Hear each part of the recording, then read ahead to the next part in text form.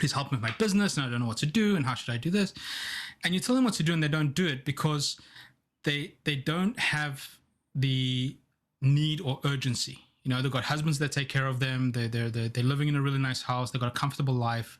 They don't have that pain. Well, okay, so in response to that, because I'm also like that in terms of like sometimes I'm being blocked in doing some things. And I think it's the feelings that stop me from doing some things. And as an events coach, I actually do see a difference when I coach male clients and female clients. So male clients, they come to me, they get strategies. Okay, then they'll go away, they do it, and they get results. But the female clients that I have, they need a little bit more feelings and mindset work, and then they will do it. And I'm exactly the same. Because when I was complaining to my brother about my business, he was like, just do this, and just do this and do that. And I'm like, no, I can't because I feel da da da da da. So that feeling part needs to be addressed because I just feel like women are more emotional. That's just how I am. But guys are so blessed in a way that they could just do it without attaching as much feeling in that regard. What do you think? Well, I think I like how you said guys are more blessed, and this is really funny because the conversations I've been having for the series, I've heard and they're predominantly women that I speak to, not all, but predominantly women, and they all say the same thing. Oh, you guys are so lucky. Another video that we've done, it hasn't been published yet. It'll probably come out after this one. Was with a lady we were speaking about online dating and social media. Mm-hmm. She goes, it's so much easier for guys. And I'm like, are you deluded? Are you deluded? So you're saying guys are so blessed? No, guys are not blessed. They're blessed from your perspective, okay? Yeah. But in essence or in reality, as far as business is concerned, yes, we want to know how to. Okay, give me bullets, give me steps, give me a strategy, how to do things, and then I'll go like a horse with these. I'm trying to think of the English word. I'm sorry. In Greece, it's parapides. The blinkers. Horse with blinkers. This is what I need to do. Yeah. Women, yes, are emotional, but guys have to deal with women who are like that, and we don't know how. When you come to us and you say, "I got this problem and I don't know what to do," and you're like, "Okay, well, here's your solution." You're like, "No, you're not listening," or you just don't understand. And we're like, "I understand. Problem, solution," and you don't want that. You want problem. How do I feel about it? Yeah. What is the emotion I need to deal with this? I'm not stupid. I have the knowledge. I have the intelligence to deal with it. Yeah. But I'm not quite sure how my emotional state needs to be for me to feel with it. Am I understanding correctly? Is that what you mean? Yes, definitely. So that's why when I'm on dealing with a female client, I always check in with how they feel. Because the moment they feel great, I know they're going to do it. But the moment they have this I don't know if it's going to work, I don't know how I feel about that, or, all these things, they're just not going to take action. And I'm exactly the same. So I could learn a million strategies, but if I don't feel good or comfortable, I just won't do it. No matter even if it's the key to $1 million, I'm just not going to do it if it feels, So yeah. Well, I've been hearing very recently something really interesting, which I'm sure you're gonna hopefully you're gonna fight back on. I'm not picking a fight, but I'm just hoping you'll have some contrary kind of opinion about is that facts don't care about your feelings. Mm-hmm. Okay, facts don't care about your feelings. Whether it's makes you feel good, makes you feel bad, doesn't matter. The fact is this. But that brings us to a totally different realm of so these might be the facts, but what are they based on? Reality according to who? Facts compared to who? How subjective is it? So I do see that there is a space for emotion. Mm-hmm. Okay, but because I did this channel called the Bad Wisdom channel, it's about how we perceive things and how we think about them, because things that we accept as fact, or truth, and how subjective it is. So thank you so much for sharing that about how you deal with women. But I'm also really, really grateful to see that you have, first of all, the awareness, of this different, gender priorities, I guess you can call it, or gender needs. as far as how our brain chemistry is and how we operate. But also you have the talent and skill that is able to adjust your methodology to accommodate that. Okay, which is pretty awesome. And it's not very common, to be honest. A lot of people are like, this is how I work, deal with it. Yeah, it's like, it's like I don't want to be the same as, like when we talk about equality and working the same, but we are intrinsically different. Like women are more emotional sometimes, and we have PMS and things like that. We have mood swings. It's perfectly fine. And just working together with that instead of like rejecting it, like rejecting that I don't feel that, because there is something that is blocking us from taking action. That feeling is really, so a lot of my work when I do my business and things like that, I always check in like, why am I feeling this way and why does it stop me from taking that action? So the moment I work through it, like it's good, it's all good. The action is easy, done, fun. Yeah. Okay, so this is gonna be a little bit of a different thing to discuss. Sorry, please go ahead. No, so I was wondering, like, as a guy, do you ever have that, when an emotion or a feeling like stop you from doing something that you wanted to do? Oh, I'm a woman inside, totally woman inside. What? I have 100% emotion about everything. But I don't have PMS. Thank goodness for that. But yes, I have, I call it the vibe. Okay, which essentially is the emotion. How do you feel about this? Do I feel good, feel bad? A lot of people have said, that I might be quite empathic, to feel what other people are feeling. But yeah, operate predominantly from emotions, which I'm trying to unlearn. Unlearn right now. And sometimes it's difficult because it can paralyze you in many ways to not take action. Like you said, you have these blockages because of it. What I wanted to ask you though, because this is really, really cool, and I'm glad you brought it up, and I have the greatest amount of respect for you, because I mean, even though you're like so super, super young, you're only like 19 years old. No. Okay, but you're so intelligent and you're so experienced, but not just intelligent, academically intelligent. You have this, disproportionate wisdom to your age. You're very wise for such a young person, because you see things from a very objective perspective in many, many ways. Like you said, if something's bothering me, if I'm feeling a certain way, I go and ask myself, why am I feeling this way? And that sounds very easy to do, but it's not. It's not. It's a lot of work. It's uncomfortable work. Yeah.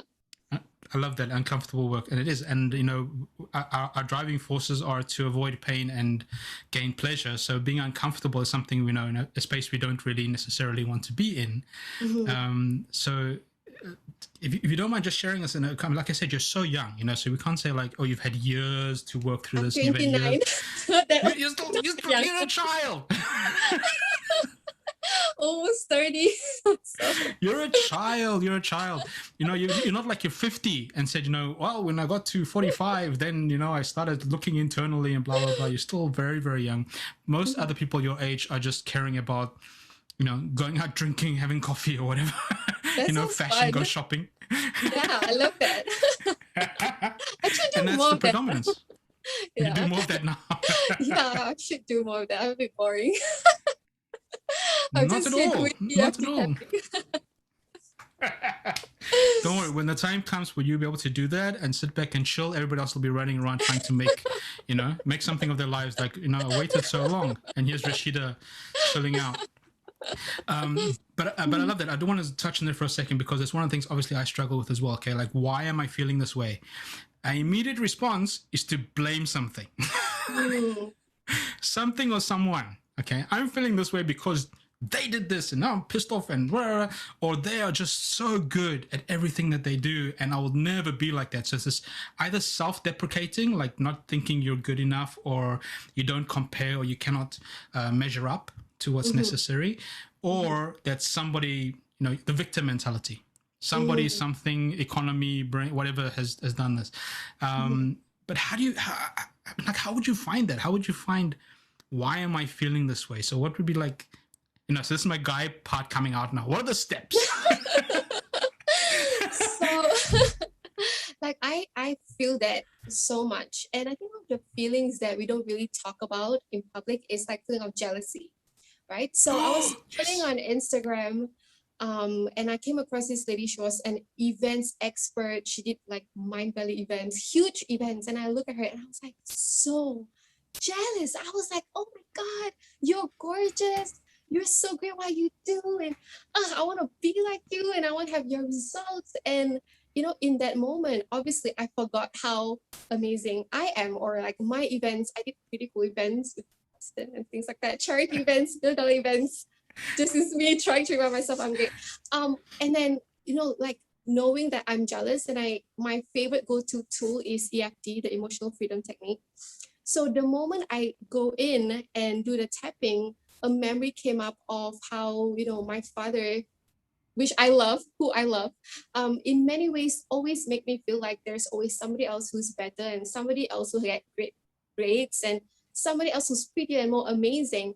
It's creating this environment where you don't really know what people think or how they feel, because we feel we have to behave in a certain way or be a certain way in order to not be criticized, not be judged, or even worse, if we're on a social platform or in the public eye, not to be, what is it, death by social media or something? What is it? Cancel culture. Cancel culture. Yeah, cancel culture and all this craziness, which screws us up. So thank you very much for sharing that you have to say your voice. And I'm sure you've got some really interesting things to say. And the thing is this is the funniest thing. Because there's so much fear about what to say, what not to say, how to say, can I say it? Yeah. As soon as somebody does say it, they're like, yes, I feel the same way. Okay.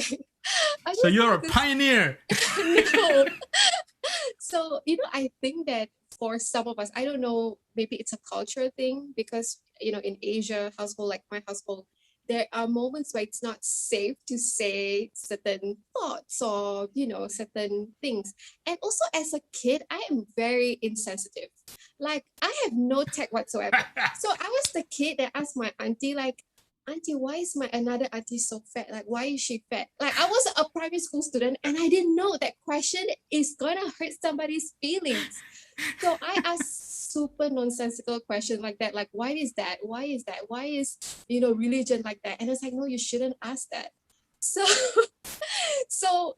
as I venture, as I grow older, like I'm like scolded for asking certain questions or certain opinions. And I learned tech. I learned how to be proper and obedient and correct. But now I think I have that trust in terms of saying things that is come from the heart and not like, why is this person fat? And it's so wrong. But I was like 7 years old, so I didn't know like the societal opinions about that. Yeah. How about you? Like when it comes to expressing your opinions, had it always been like safe and encouraged? No. No, I got scolded so often about sharing my opinions. Because, as you know, we've spoken a few times before that, yes, to some degree, there is some empathic nature to who I am. So there is this attunement to how people feel. So what I would do is when I was younger is I wouldn't ask people, why you're so fat? I had... Yeah. No, nobody should ask that. Even I knew better than that. Yeah, I didn't know. Which is fair enough, because you come from this, but you come from this place of innocence, which is wonderful. You didn't have any malice in it. You were just like curious, like, why are you so fat? My mom's not so fat. What happened to you? Yeah. But for me, it was this. I would ask people, what's wrong? They'll be like, no, nothing's wrong. And I'm like, no, something's wrong. What's bothering you? Why are you so sad? Or why are you so angry? And then people don't like getting called out on that, either because they're embarrassed or they're trying to hide something. Yeah. And I got into a lot of trouble when I was younger until eventually I just learned to shut up. Yes. So I don't ask anything or say anything, and then they're like, why are you so shy? Or why are you so introverted? Or what? Yeah. I was like, no, well, every time I open my mouth, I got into trouble. So, Exactly. So it's safer being quiet. So now we're like venturing, like, where is that line of not safe and right and wrong, and we're just like tiptoeing on it. Yeah. Yeah, but I have noticed it's the most I want to say the most wonderful thing, but that's a bit of an exaggeration. It's not the most wonderful thing. It's just something very interesting. Is that when you do have the courage to actually say something, chances are the people around you think the same thing. We are more similar than we are different. You know. Yeah. I'm sure you've seen many times, like in movies, like when somebody says something, everybody looks at them like, and they're like, "Come on, you were all thinking it." And it's that you're all thinking it, just nobody's saying it. Nobody's too scared to say it. So I appreciate that. But I love what you said earlier about waiting from the universe to give you direction or instruction or a sign or some kind of guidance in some way. I love when you shared that. It's not on recording because it was before the recording. Yeah. I love that because, as I said before, I would never have met you otherwise. Okay. And I do feel that when we are in a certain mindset or mental vibe, I don't know how else to call it, or mental magnetism, synchronicity, use whatever term you want, you do tend to attract people who are like-minded, as such. So that's why I'm grateful that at that stage of my life, I got a chance to meet you, and we're like, how about this? We're like, oh, yes, me too. Yeah, we're literally, oh my gosh, meeting over Instagram. I'd be like, let's meet up. I'd be like, sure. That is a lot from an introvert, but I'm glad I did it. I'm so happy to have met you. It was really coincidental in the most like beautiful way. Yeah. It was absolutely fantastic. I was like, I'll meet you for an hour, and it ended up being like 4 hours. Yeah. And we're like, your girlfriend came and was like, we need to go now. I'm like, really? Yeah. We still got so much to talk about. Yeah. It was cool. So this is what I'm trying to encourage people to do is that, yes, be sensitive to other people. You don't want to, purposely offend somebody or inconsiderately do something that is, you chances are it might not be so like, why so fat? Okay. So obviously if somebody's overweight like me, no, you're sensitive about your weight in some way. I mean, I know I'm fat. I don't need you to tell me, but to mention certain things sorry, this is going to sound really weird. If you create the safe space for other people, they'll feel comfortable enough to create the safe space for you as well. Does that make sense? Yes. Okay. So like you make me feel really comfortable, so I'm happy to share with you, and I hope we have this is reciprocal in our situation. And that depends totally on you. And I want to go next one with you right now because, like I said, you're Asian. You're young. You live in Singapore. Youngish. Okay. Youngish. Okay. So you have a lot of expectations, societal expectations on how you should be, as such, how you should be as such, and how you should behave, how you should think, how you should be, which are different all around the world. Okay, so some people might not be able to resonate with that. They might feel a little bit more liberal, to, for example, people who, at your age, 10 years younger than you, 19 years old, in where I come from, you've left the house. You're living by yourself. You're taking care of yourself. And in your society, in Asian society, it's not like that. You stay with your parents until you're married. Yes. We marry late sometimes. And even marry late, and even when you're married, you end up staying with your parents as well in certain circumstances. So there is a huge cultural difference in how we approach things and expectations as such. But to be honest with you, you stand out so beautifully on having married what you want to do with what you have to do in a way that works for you right now by looking internally rather than selfishly. Does that make sense to you? Yeah. You don't become this little spoiled child throwing a tantrum going, I want to do this. I don't care what you're going to, and be the rebellious. You still fit inside that, into that, fulfill a certain level of expectation, but still exploring your own growth and your own development and your own interests, let's put it that way, within measure. So that's why I had a lot of respect for you. Like I said, you're 29 years old, and I thought, you got a spirit of a 69-year-old person. I don't know how to say it. The wisdom of a 69-year-old person, not the spirit. You're still very young in spirit. but with that twist of curiosity and exploration, which I absolutely love. Where it's like, you don't disregard something immediately. You're like, okay, let's think about that for a second. Let's explore it. Tell me your opinion. Tell me your view, rather than me passing judgment on how I think of things, which I think is really, really wonderful. So I want to go back to you. I want to throw the ball back at you, Ms. Rashida, about your spiritual. You said earlier it's like your theme for this week. Your spiritual theme for this week is your throat chakra. Okay? Yes. Let's go back before you even got into this lifestyle, way of thinking, mindset, whatever you want to call it. What happened? What was that switch? Well, so when I was like in my teenage years and until my first 2 years of working, I realized that I'm pretty much an asshole. I was like things piss me off so much, and but thank God for the people around me. I don't show it, but I sure feel it. Like just commuting to work, just people cutting queue is like I want to kill them. Like that anger is real. So people piss me off all the time, and I was like, why am I so mad? Why am I so angry? What is wrong with me? And I think I had a fear of, in a way, turning out like my father, because my father has some, anger issues. He's a Leo.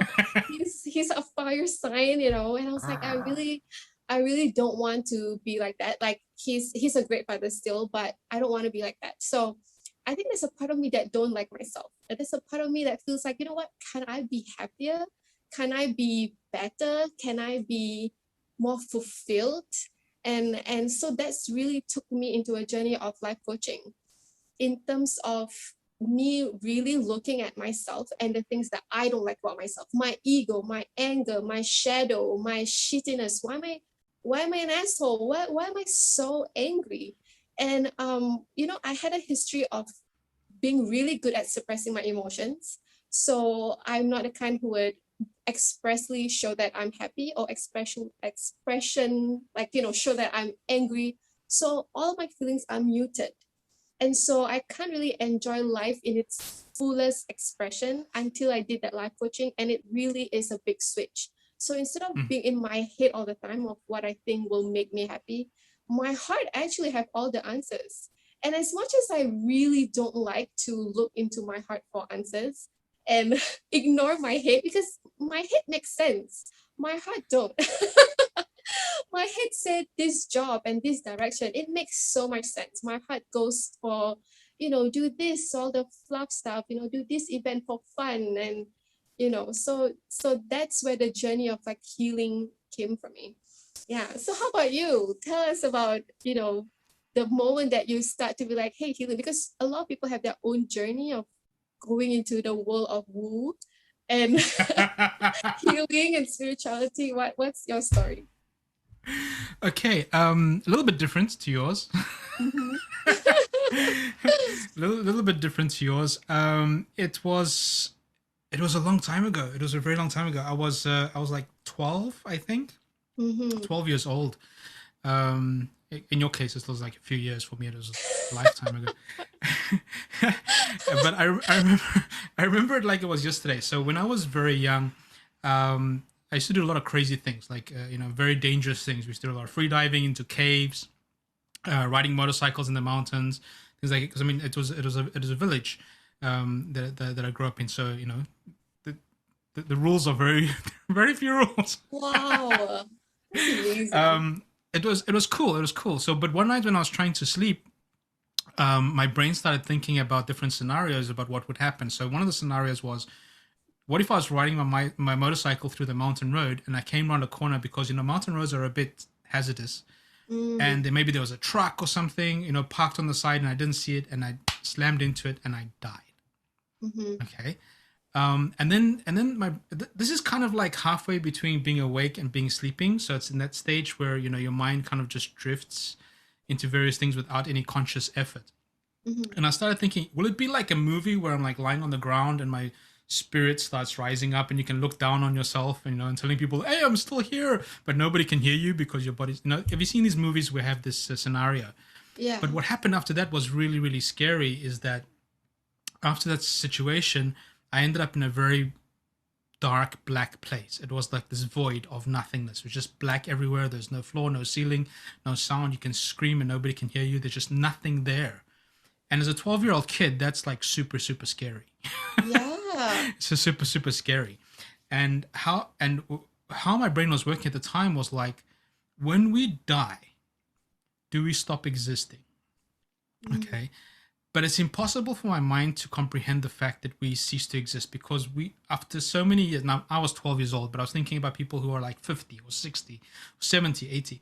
How can this entity, this consciousness, this awareness, this experience, this soul of presence of who we are, just stop existing? What's the point? Okay, it's the most meaningless thing I've ever heard in my life, or that I could comprehend in my life, and yet we don't have the understanding or the consciousness to know anything else. That's just our reality. And that set me on a journey of discovery, through religion, through spirituality, through exploration, through reading a lot of texts of, what is the purpose? What's the meaning behind all of this? And who are we as people? Because having this consciousness, having this awareness, having this presence, or even just the experience. Can you imagine somebody who's lived for, this is what really hurts my heart when I watch movies like war movies, World War II, etc.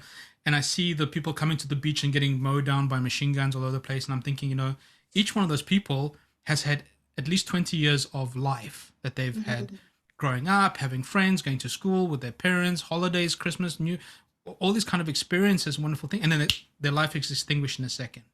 What's the point? You understand? What's the point? And it put everything in perspective of all the things that we really worry about. Am I going to have enough money for this? I really like that new pair of shoes or that handbag, and and I got the old iPhone and I want the new iPhone. I knew somebody very personally till recently whose greatest worry in the world that would leave her sleepless was that she couldn't wear certain clothing.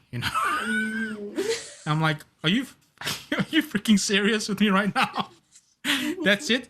I wanted to go to this party and I couldn't go to the party, or I wanted to wear these clothes and it wasn't very good. And I'm like, there's so much more to life than this nonsense that you're focusing on has become the center of your world.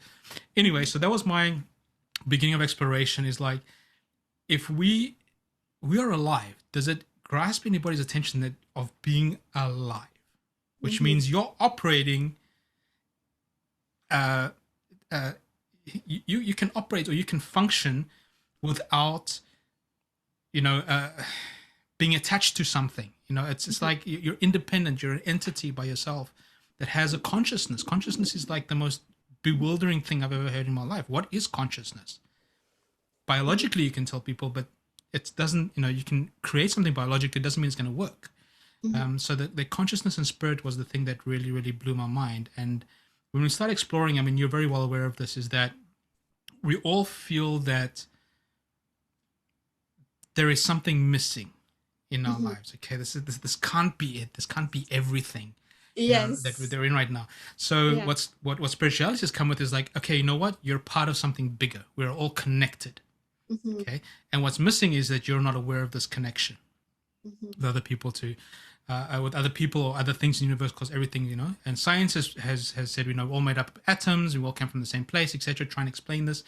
But essentially, we are part of something bigger than ourselves. We just don't know or are unable to understand or comprehend what it is.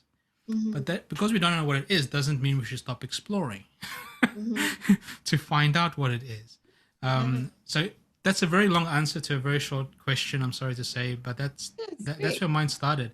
And I'm confused as hell, to be honest. I'm super, super confused. 12 years old when you start your journey. That's really advanced. Well, that's really an amazing journey. It's not an easy place to be for a 12-year-old, to be honest with you. Yeah. When well, first of all, when you ask your friends about it, they're like, "Huh? What? Who cares? Did you see this woman?" They just care about women and football and basketball, whatever it is. And then I went to adults, and they were like, "Why are you asking me questions like this? You're only 12 years old. Leave me alone." So it's a very challenging place to be. And obviously the first place you go is to spiritual leaders. And in my country, the spiritual leaders are the priests. And they weren't very accommodating. So a 12-year-old kid asking them, okay, what happens when we die? How do you know? Yeah. Prove it. Tell me. Now, that's amazing. I don't know. So I don't know about your background, but my background, at least in the spiritual sense or religious sense, was pretty much a blind faith without question.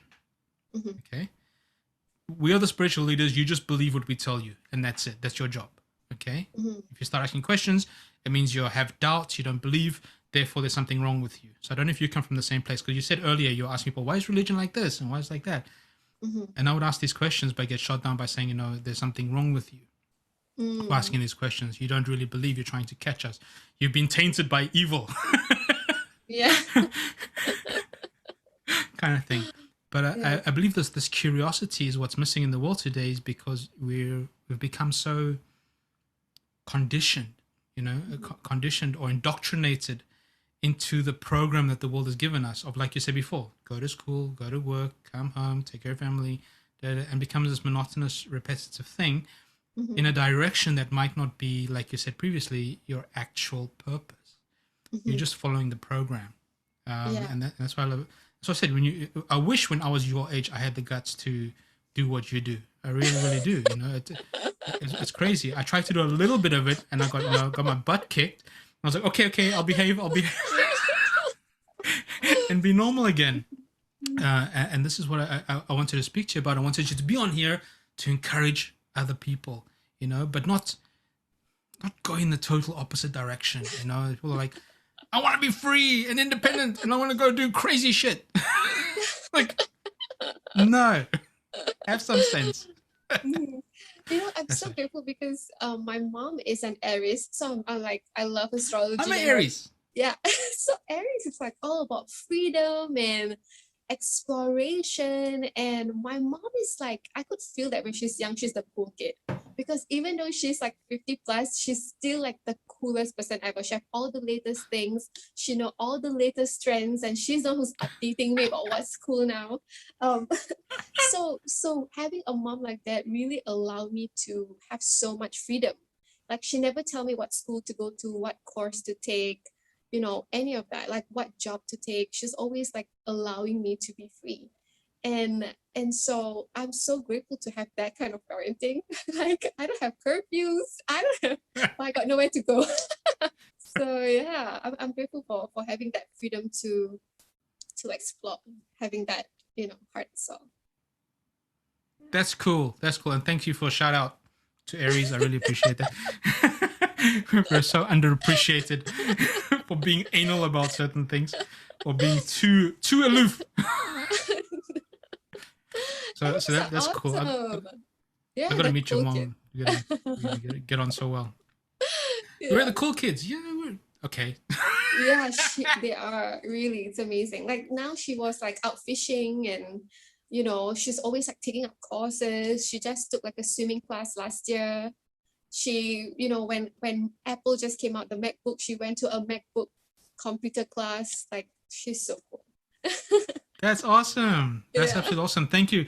I do appreciate that, because I get told very often about, this very unsuccinct way of doing things that I usually do. It's like, oh, you do this. You're a trainer and a coach and a speaker, but you're also a swimming coach, and you're also a scuba dive coach, and you're also, you're a massage therapist, and this, and this, and you do this, and what, you got a boat license and a pilot, and it's all this disjointed things, but it comes from a place of curiosity. It's like, I want to experience everything. I want to do as much as I can. This has come into my brain for a reason.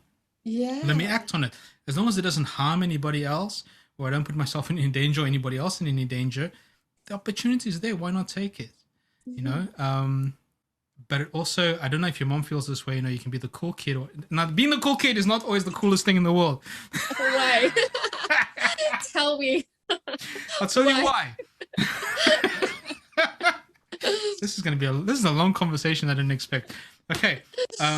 What happens is, when you meet the cool kids, you're like, wow, your life is so fantastic, it's so exciting, it's so different, it's so unique, it's so like this, so everything, and you really are blown away or inspired or whatever about this person. But if you're with that person for long enough, those things become normal. Mm-hmm. Okay? Or you start seeing how different they are from the way that the rest of the world works. And Mm-hmm. try and draw them back into, it's like, okay, well, you know what? Okay, so you essentially you're an entrepreneur. Mm-hmm. Okay, you have your own business, you have your own path, you want to do your own thing, you're creating your own things, even though you're so young. Um, and that seems really exciting and wonderful until somebody comes into your life and they see, well, you know what, it takes, you work 24/7. You're not going to clubs and cafes and bars and stuff, having a chill time in lifetime, because that's just not part of what being an entrepreneur is. When you become an entrepreneur, it's not a 9 to 5, Mm-hmm. kind of situation.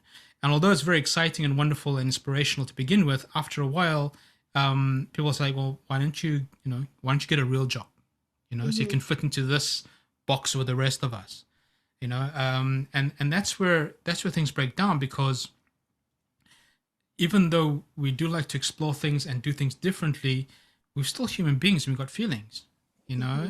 and being judged by people about all the things that they found so wonderful being wrong after a while because it doesn't fit Mm-hmm. into the common picture. Like your mom, she goes to all these courses and learning all these things. Other people might come to and go, do you have no direction? Mm-hmm. Why are you doing so many different things instead of just focusing on one thing and becoming good at it? Mm-hmm. you know you feel hurt, like, why are you judging me by your own standards, Mm-hmm. or why are you viewing my life by your map of the world, Mm-hmm. which is very different. So that's why it's not always the coolest thing until you meet other people who are the same as you, which are few and far between. But yeah, that's the struggle, and a lot of times it's very, very lonely because you don't fit in Yeah. um, I with a think lot in of other people. general, entrepreneurship is a lonely journey because, there's just so many stuff. Even though you're going through the same path, it's just like with the different speed, different, different personalities. So in general, it is just lonely. And it's surprising to hear that even a cool kid can feel lonely sometimes because, I'm always the not cool kid. And I'm surrounded by the coolest people. Like my cousin that I adore, she's a Sagittarius. She's the most pretty girl in school. She's so funny and so amazing, and all these amazing stories with a streak of rebellion, and I'm the boring one. After like I'll study.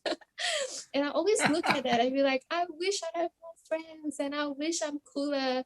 And then as I get older, I realize we're just different. Like that's not Yeah. my strength. Like I can try to be cool and fail miserably, or I can just be me and boring, but I can have fun sometimes. So yeah, it is Well, it having is said a that, bit, yeah. I really don't think you're boring at all.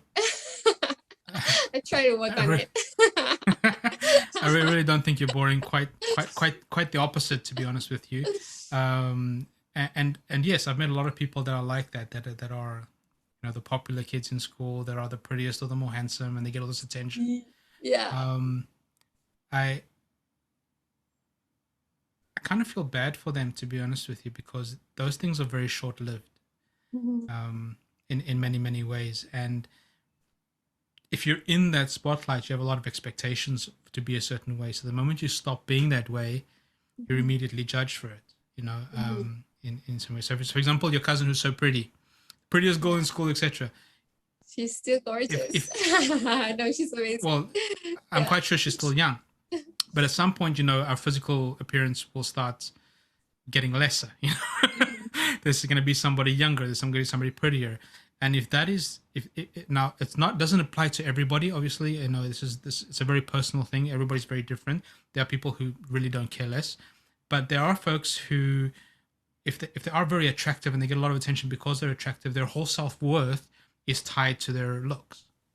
Mhm. And once that starts waning, then they're feeling like I'm losing whatever makes me special.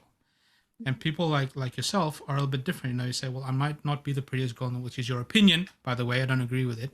Um, okay, I might be the prettiest girl. but you draw your self-worth from somewhere else that's a little bit more substantial, it's a little bit more deeper, that's a little bit more real, okay, or unfading. So the folks that are there, I'm not saying, you know, they're doomed they're doomed to one day lose it and such, but my suggestion to them always is like, you know, look for something a little bit more deeper within yourself to find that, you know, to not rely on the validation from externally, you know, people telling you you're pretty or handsome or wonderful. That is who you intrinsically are as a person, as such. And those people are very, very rare. So if your cousin's one of those, then, you know, good for her. Like, most people I know are always physical. It's like, I'll never let anybody see me without makeup, or I'll never let anybody see, you know.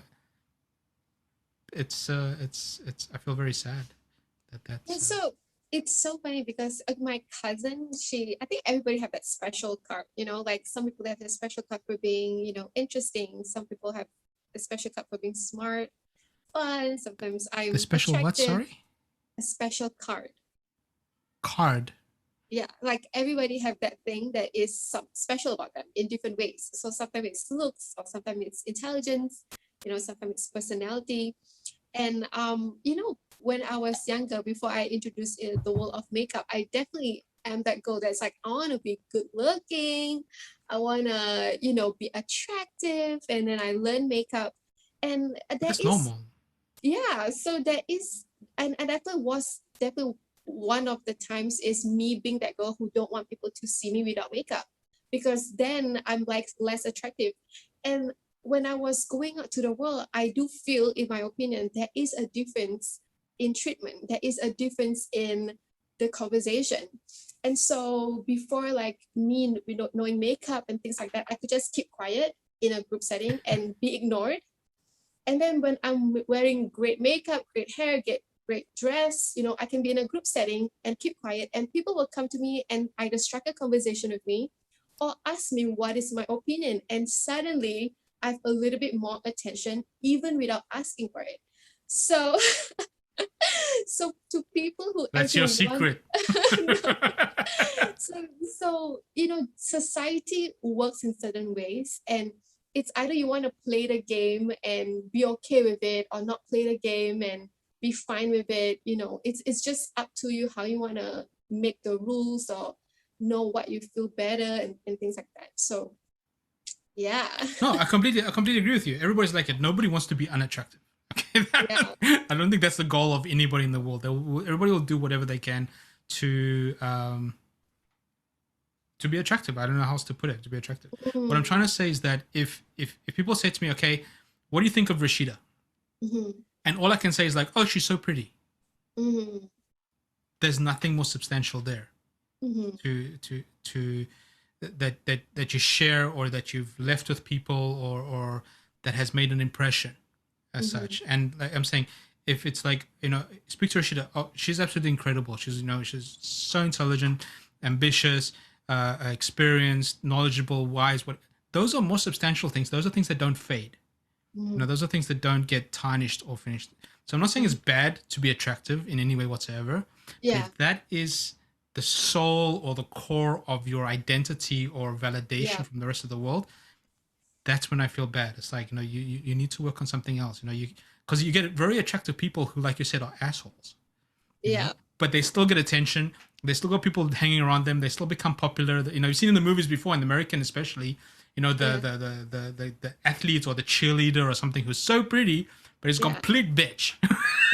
Complete bitch. But he's still got this entourage of people who want to be the popular kids. And then you see them 10, 20 years later, you know, working in a diner or in a supermarket, or, you know, not that it's disrespectful work, but I'm just saying, once that beauty and the popularity is gone, there's nothing else there, because that was the foundation of their entire being. Do you understand where I'm coming from? Yeah. So let's talk about identity, right?